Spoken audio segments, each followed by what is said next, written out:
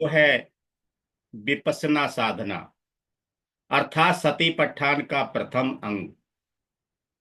सतीपट्ठान के अंदर चार भाग हैं। कायानुसति, काया की छोटी से छोटी जानकारी। वेदनानुसति, काया के अंदर कौन कौन सी वेदना वर्तमान में है उसको देखना। सुखद है, दुखद है, ना ही सुखद ना ही दुखद है। चित्तानुपसना, अर्थात वर्तमान में चित्त में क्या क्या चल रहा है।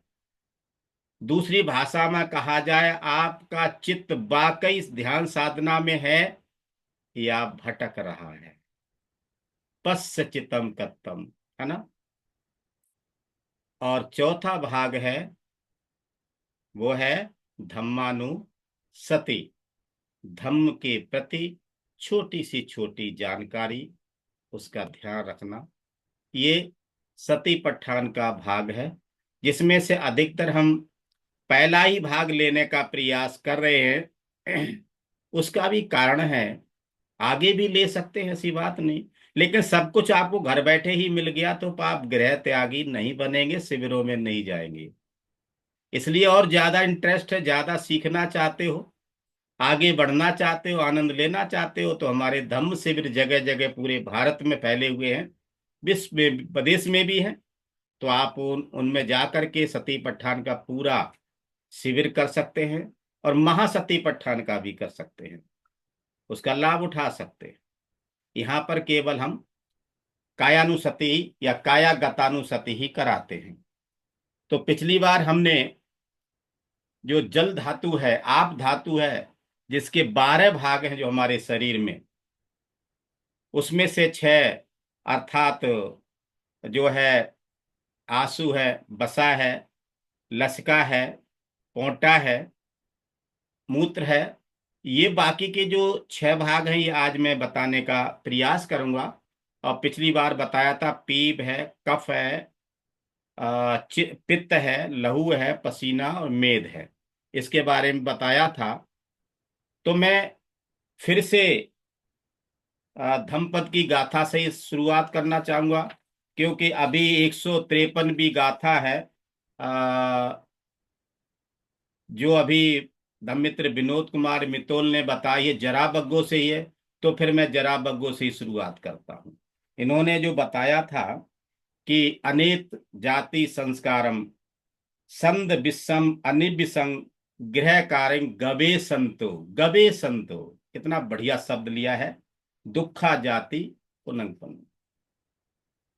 पूरे जिंदगी भर भटकता रहा और हकीकत में नहीं समझ पाते हैं कि ये ग्रह का निर्माण, इस शरीर का निर्माण होता कैसे है।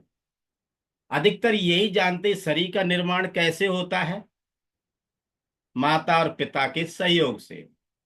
लेकिन सही में ये बात पूरी तरह से सच्ची नहीं है, इसके पीछे एक और राज है। सच अगर कहा जाए, गहराई में विपස්සना में जाया जाए और देखा जाए, इस शरीर को कोई और नहीं बनाने वाला है। इस शरीर को हम स्वयं बनाते हैं। किससे बनाते हैं? अपनी तृष्णाओं से। क्यों, हमारे मन में भी तो यही आता है कि मैं पुनः पुनः इस संसार में आऊं, पुनः पुनः मैं धर्मचारी हूं तो धर्मचारी बनूं।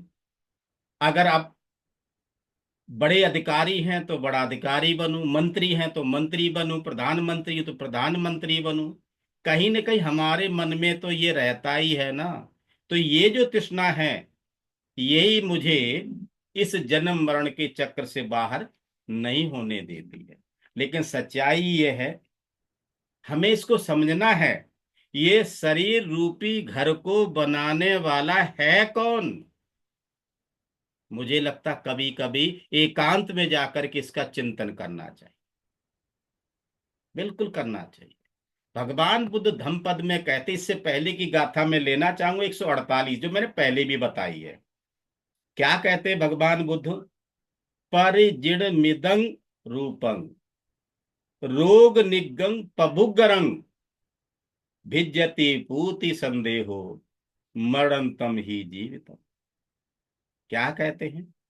ये शरीर है ना, जरा है, ये जीर्ण होने वाला है, क्षीण होने वाला है, रोगों का घर है, और ये अत्यंत ही भंगुर है ना, अत्यंत ही भंगुर है। यह टूट फूट कर नष्ट होने वाला है। सच बात तो अगर गंभीरता से देखें ना, प्रति क्षण प्रति पल, एक एक सेकंड में भी ये शरीर टूट फूट रहा है, हम उसको महसूस नहीं कर पा रहे हैं, वहां तक पहुंच नहीं पा रहे हैं। सच बात ये एक एक कोशिका नहीं, बल्कि हजारों लाखों कोशिका प्रतिक्षण हमारे शरीर में मरती हैं। जितनी मरती हैं, नष्ट होती हैं, उसकी तुलना में बनती नहीं हैं। ये रेशो शरीर से जन्म लेने के बाद से लेकर के कुछ सालों तक बनने की प्रक्रिया ज्यादा है, नष्ट होने की प्रक्रिया कम होती है। लेकिन जैसे ही 30-35 पे पहुंचे, ये प्रक्रिया उल्टी होने लग जाती है, यानी नष्ट होने की प्रक्रिया ज्यादा होती है कोशिकाओं की, और बनने की प्रक्रिया कम होने लग जाती है। यही कारण है कि जो जितना चेहरा चमकने वाला था, वो धीरे धीरे वो चमक खत्म होने लग जाती है। फिर भी हम बुढ़ापे में डेंट पेंट करते हैं, शीशा देखते हैं, और फिर से प्रयास करते हैं वही चमक आ जाए। तो भाइयों और बहनों, अंधकार में हैं हम, फिर दोबारा वो चमक आने वाली नहीं है। जो समय निकल गया वो निकल गया, कितना ही डेंट पेंट क्यों न लगा लो, 30 के बाद वो चमक नहीं आने वाली। भले ही डाई कर लो, काले कर लो, लेकिन कुछ समय के लिए ही रहेंगे काले। फिर से जैसे कुत्ते की खुजली वाले बाल हो जाते हैं ना, वैसे ही होने वाले हैं। तो उठो, जागो, इस चीज को समझो। ये जो शरीर आखिर सड़ करके नष्ट होने वाला है ना, इस जीवन का अंत निश्चित ही मरण है, दूसरा और कोई रास्ता नहीं है। जिस शरीर को व्यक्ति जिंदगी भर सजाता है, संवारता है, तरह तरह की इत्र डेंट पेंट लगाता है, जिंदगी भर, है ना, इसको सजाता संवारता है, तो फिर सच बात तो ये शरीर को अपना भी मानता है। ये मेरा है शरीर, क्या वाकई ये शरीर मेरा है? मेरा मेरा करता है, कुछ भी तेरा नहीं इस जग में, तू खाम खाई मेरा मेरा करता है ना। अपना मानता है, सजाता है, संवारता है, इसकी सुरक्षा करता है। इस पर गौर तो करो, यह तो जोड़ तोड़ करके बनाया गया है। इसमें 360 जोड़ हैं, 360। ये जोड़ तोड़ के बनाया गया जोड़ा हुआ ढांचा है। यहाँ बीमारियां बहुत हैं, बीमारियों का भंडार है। झुर्रियों से एक दिन ये भर जाएगा। अब मेरा तो शुरुआत हो गई है, मेरी तो हो गई, देखो बगल में सफेद होने लगे, पीछे से गंजे भी हो गए, गायब हो गए। जिन पे एतराज, वो ज्यादा गुमान करते हैं, है ना, वो गुमान वाला काम ही खत्म हो लिया। कर लो गुमान, कितना करोगे गुमान, काहे का गुमान है ये? मैंने अभी तक रंगे नहीं है, क्या रंगू इनको, फायदा क्या होगा? चौथाई तो रह गए हैं, 3 हिस्सा तो गायब ही हो गए, तो क्या रंगना उसका?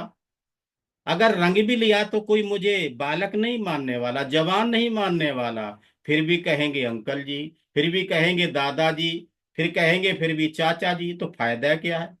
और बल्कि हो सकता है कोई मिल गया यूबीएस गौतम जाल वाला भी, तो सामने बोल भी सकता है। बुढ़ापे में यही सब करना था क्या?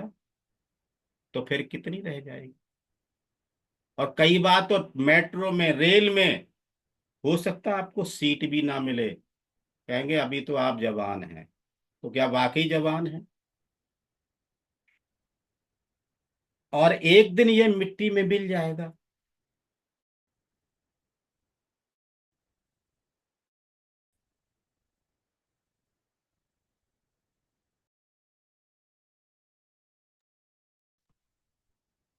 सॉरी, ये कुछ नेटवर्क प्रॉब्लम है, इसकी वजह से ऐसा हुआ है। तो इसके लिए मैं कुछ नहीं कर सकता, बस सॉरी कर सकता हूँ। ये असमाधानी दुख है।